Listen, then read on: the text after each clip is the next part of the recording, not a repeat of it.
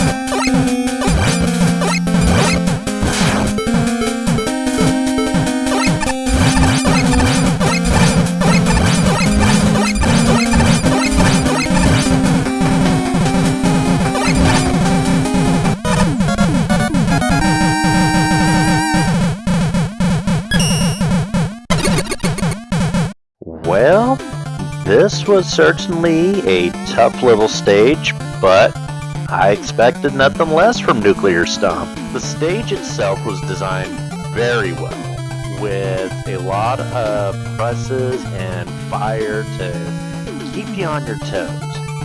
This was all designed very well thought out, plenty of traps and obstacles. It was just incredibly well done. The enemy placement I felt was okay. For the most part, it was fairly well balanced, although I will say the ammoners were used quite a bit, and that did prove at points to be a little annoying, though nothing terrible overall. The biggest thing for me was having two lanternfish sitting on top of one another. It's just a big pet peeve of mine, and that's just something that I don't particularly care for. There's a couple rules of thought here when it came to the power-ups. On one hand, you are not overloaded with them, but on the other hand, realistically, there wasn't much to do with the ones that you did have.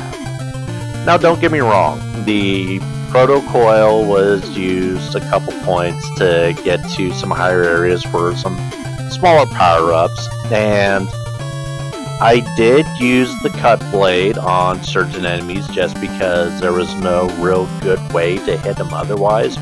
Once again, power-up dependent.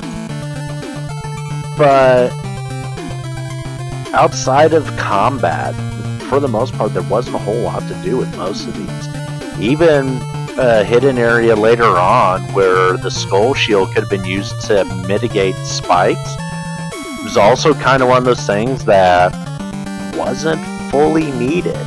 Top Man is one of those bosses that, due to his unique attack patterns, there's really so much you can do with him from a unique standpoint. And for the most part, this fight would be viewed as basic if it wasn't for the presses.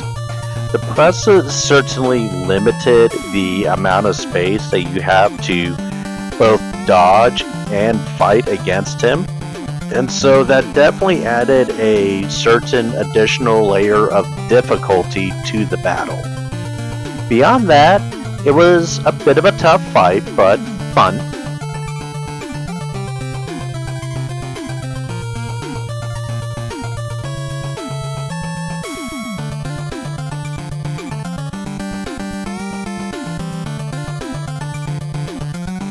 Overall, I had a really good time playing through this one.